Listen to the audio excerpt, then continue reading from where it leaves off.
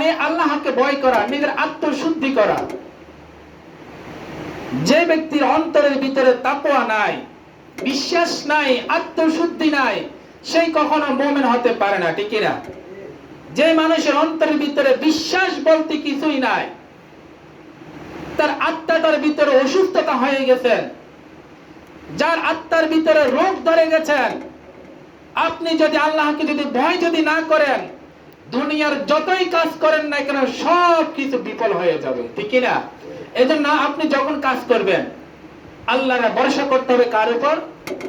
আল্লাহ তাআলার উপর ভরসা করতে হবে।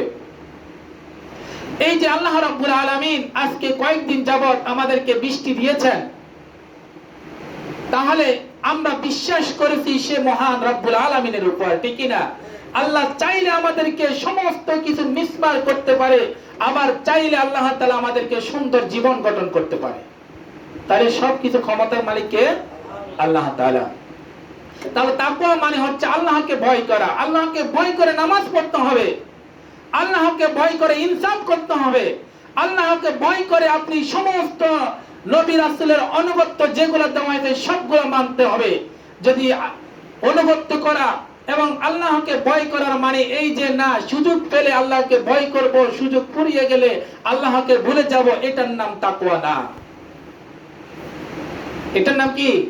এটার নাম তাকওয়া না। সুযোগবাজ আমরা যারা, আমরা যদি বলি আজকে আমরা এখন অনেক কষ্টের ভিতরে আছি, আল্লাহকে ভয় করে 5 ওয়াক্ত নামাজ পড়ি। অনেক লোক দেখা যাবে যখন তার বাড়ির ভিতরে কষ্ট আছে, দুঃখ আছে, অনেক অবটন আছে, অভাব অনটন আছে, তখন সে ব্যক্তি কি করে জানেন? আল্লাহকে বারবার ডাকে, আল্লাহকে বারবার সিজদা করে। কারণ তার ঘরের ভিতরে অসুস্থতা, তার ঘরের ভিতরে অভাব অনটন আছে, এজন্য আল্লাহকে ভয় করে, আল্লাহকে ভয় করে তিনি সিজদার মতো নত হয়ে যান। কার কাছে? আল্লাহ রাব্বুল আলামিনের কাছে নত হয়ে যান। যখন ওই ব্যক্তির কাছে পুনরায় যখন টাকা হয়ে যায়, পয়সা হয়ে যায়, অভাব অনটন আল্লাহ তাআলা দূর করে দেন, তখন থেকে আল্লাহকে ভুলে যায়, ঠিক কি না? এরকম মানুষ আছে না? যখন তার সবকিছু অভাব অনটনের মধ্যে পড়ে তখন আল্লাহকে বারবার ভয় করে, বারবার সিজদার মধ্যে পড়ে, আল্লাহ আমি তোমার নগণ্য গোলাম, তুমি আমাকে ক্ষমা করে দাও, আমাকে সমস্ত অভাব অনটন থেকে দূর করে দাও। আর যখন মানুষ যখন বিপদ দেখে যখন সচ্ছল হয়ে যায়, তখন আল্লাহকে আর চিনার কোনো তার উপায় থাকে না। কারণ তার কাছে খাইতে পারতেছে, সবকিছু চলতে পারতেছে, সবকিছু তার রিজিকের মধ্যে আছে, সবকিছু তার অন্তরের ভিতরে আছে। এজন্য বারবার বলেন আমার কাছে এখন অভাব অনটন নাই, আমি আল্লাহর ইবাদত করার কোনো দরকার নাই, এরকম মুসলমানও আছে। তাহলে আল্লাহ কি আপনাকে যখন অভাব অনটন আছে তখন আল্লাহ তাআলা আপনাকে রিজিক দিয়েছেন, যখন আল্লাহকে ভুলে গেছেন তখন তো আল্লাহ রিজিক দিয়েছেন, ঠিক কি না? নাকি রিজিক আল্লাহ তাআলা বাদ দিয়ে দিয়েছেন আপনার কাছ থেকে? তাহলে শয়নে স্বপনে সব জায়গার ভিতরে আল্লাহ তাআলা আমাদেরকে রিজিক দেন, হায়াত দিতেছেন। আচ্ছা আপনাকে রিজিক দেয় নাই, যদি আপনার হায়াত যদি না থাকে আপনি রিজিক দিয়ে কি করবেন? আপনার যদি কি না থাকে, হায়াতে যদি না থাকে আপনার রিজিক কিন্তু কোনো কাজে আসবে না। এই যে আমাদের ফেনীতে, নোয়াখালী, এখানে কি আছে ফুলগাজী, এখানে অনেক হাজার হাজার মানুষ মারা গেছে না? কিছু মানুষ পাওয়া গেছে, কিছু মানুষ চলে গেছে। তো এই জন্য আল্লাহ তাআলা তার হায়াত রাখে নাই, তিনি বাঁচতে পারে নাই। কিন্তু আল্লাহ তাআলা তো সমস্ত মানুষদেরকে, আমরা অনেকে বলি অভাব অনটন পড়বে দেশের ভিতর, দেশের ভিতর যত অভাব অনটন হওয়ার পরক না কেন আল্লাহ তাআলা তোমার রিজিকের মধ্যে যতটুকু বাজেট করেছেন ততটুকু আপনার রিজিকের মধ্যে চলে আসবে ইনশাআল্লাহ।